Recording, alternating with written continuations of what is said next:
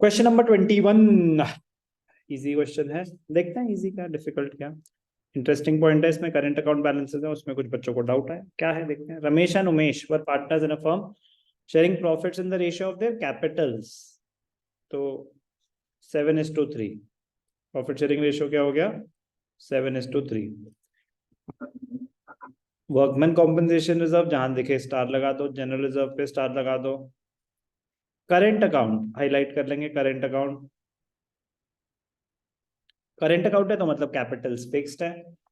Dissolution में तो business बंद हो रहा है, डिसोल्यूशन में तो बिजनेस बंद हो रहा है, तो कैपिटल्स फिक्स्ड हो या फ्लक्चुएटिंग हो फर्क नहीं पड़ता। तो अगर करंट अकाउंट बैलेंसेस हैं भी तो भी हमें वो क्लोज ही करने हैं। तो अभी तो हमें जरूरत ही नहीं है दिमाग लगाने की। क्यों? क्योंकि अभी तो रियलाइजेशन अकाउंट बनाना है। अभी तो रियलाइजेशन अकाउंट बनाना है। क्या बनता है? रियलाइजेशन अकाउंट अलग बनता है, कैपिटल अकाउंट अलग बनते हैं, करंट अकाउंट अलग बनते हैं, कैश और बैंक अकाउंट अलग बनता है, पार्टनर्स लोन इफ एनी वो अलग बनता है। क्वेश्चन की रिक्वायरमेंट है सिर्फ और सिर्फ रियलाइजेशन बनाना, तो इसलिए अभी हमारा फोकस बहुत ही लिमिटेड है। On the above date the firm was dissolved. मैं कह रहा हूं कि आगे क्वेश्चन पढ़ने की जरूरत नहीं है, पहले स्टेप 1 और स्टेप 2 कर लिया करो। Step 1 closure of all the asset accounts, step 2 closure of all the liabilities. तो पहले वो कर दें। Bank account, bank balance bank account में जाता है। रियलाइजेशन अकाउंट में डेबिट साइड पे जो ट्रांसफर होते हैं सन्ड्री एसेट्स, पहले वो कर देंगे। तो डेटर्स कितने हैं? Debtors 240, stock 130, stock 130, furniture 2 lakh,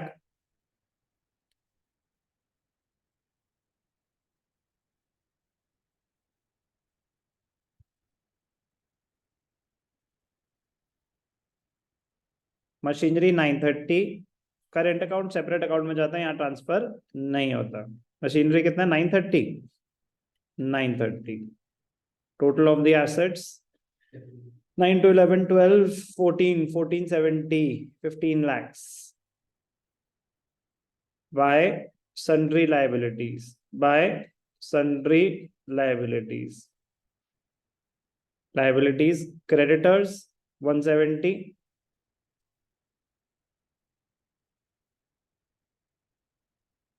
अब वर्कमैन कॉम्पेंसेशन रिजर्व ट्रांसफर करने से पहले आपको पढ़ना पड़ेगा कि क्या इसकी एडजस्टमेंट क्या कहती है, कोई क्लेम है कि नहीं है।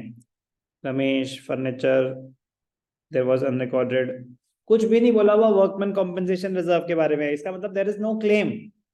If there is no claim तो क्या ट्रीटमेंट होती है वर्कमैन कॉम्पेंसेशन रिजर्व की? डिस्ट्रीब्यूट हो जाएगा ओल्ड प्रॉफिट शेयरिंग रेशियो में, प्रॉफिट शेयरिंग रेशियो में, रियलाइजेशन अकाउंट में ट्रांसफर नहीं होगा। तो ना बैंक ट्रांसफर हुआ रियलाइजेशन में, ना करेंट अकाउंट, सिर्फ रियलाइजेशन बनाना है इस क्वेश्चन में। जनरल रिजर्व डायरेक्टली पार्टनर्स में डिस्ट्रीब्यूट होगा, रमेश करंट अकाउंट में जाएगा, कैपिटल अकाउंट या नहीं आएंगे, कुछ नहीं करना बाकी का। एक ही लाइबिलिटी है, एक ही लाइबिलिटी है, डायरेक्टली वही आ जाएगा। अब इसको बाहर भी दिखा सकते थे 170। ओके, अब ध्यान से देखना। अब पढ़ते हैं कि क्या हुआ इनके साथ, कौन सी चीज कितने की बिकी। Ramesh took over 50% of the stock at 10,000 less than the book value. Stock taken over by partner. So by Ramesh's capital account, half of the stock, half stock. So 130, half of 130 less 10,000.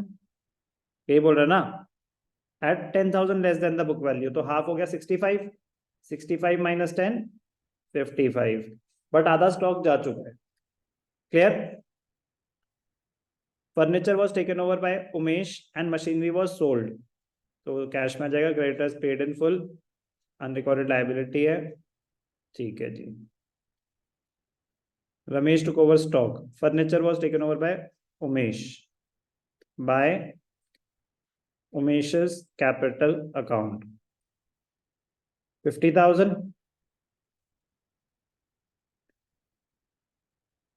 क्या लेके गए ये? Furniture,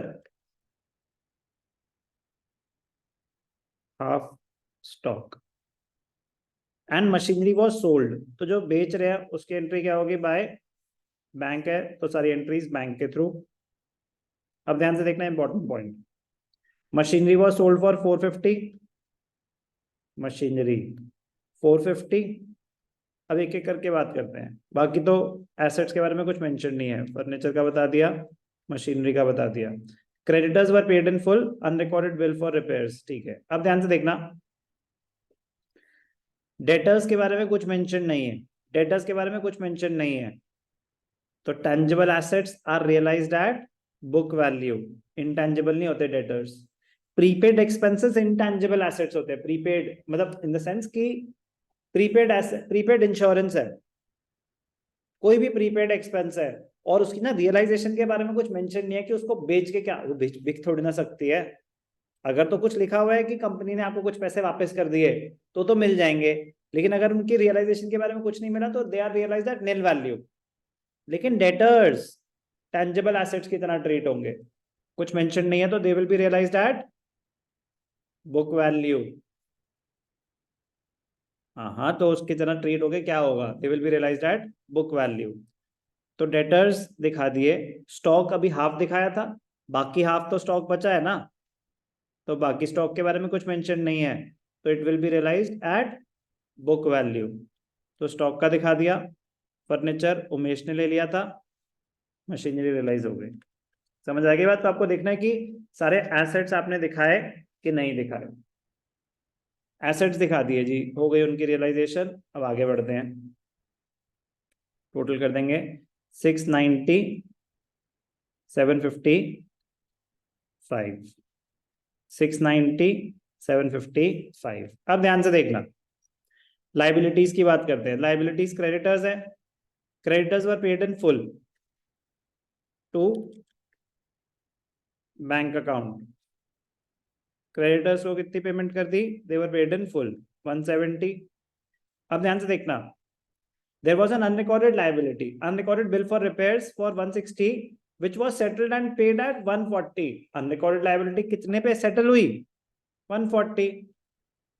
तो outstanding bill for repairs कितने में? Agreed value, जो भी value 310। कोई डाउट? सारी लाइबिलिटीज क्लोज, सारे एसेट्स क्लोज्ड। अब कंपेयर करेंगे डेबिट्स और credits.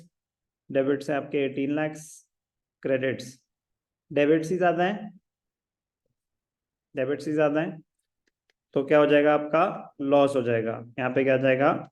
Bye loss transfer to current account में ट्रांसफर करते हैं लॉस। रमेश और Umesh, sorry, Ramesh's current account, Ramesh's current account. दो ऑप्शन है कि पहले सारी चीजें करेंट अकाउंट में ट्रांसफर करो, फिर करेंट अकाउंट का फाइनल बैलेंस कैपिटल अकाउंट में ट्रांसफर करो, कैपिटल अकाउंट पे ऑफ कर दो। और एक ऑप्शन होता है कि करंट अकाउंट इमीडिएटली क्लोज कर दो कैपिटल में ट्रांसफर करके, फिर सारी एंट्रीज कैपिटल में। दोनों बातें इक्वली करेक्ट है, इक्वल सेम रिजल्ट देंगी। अभी आप करंट अकाउंट से क्लोज कर लें।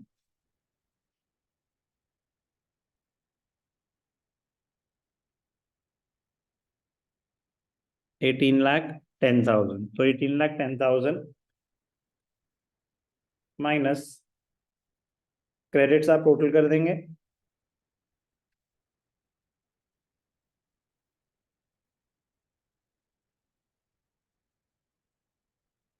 सेवन एट्टी क्या 780, 1810, तो 780 इंटू 7/10, 546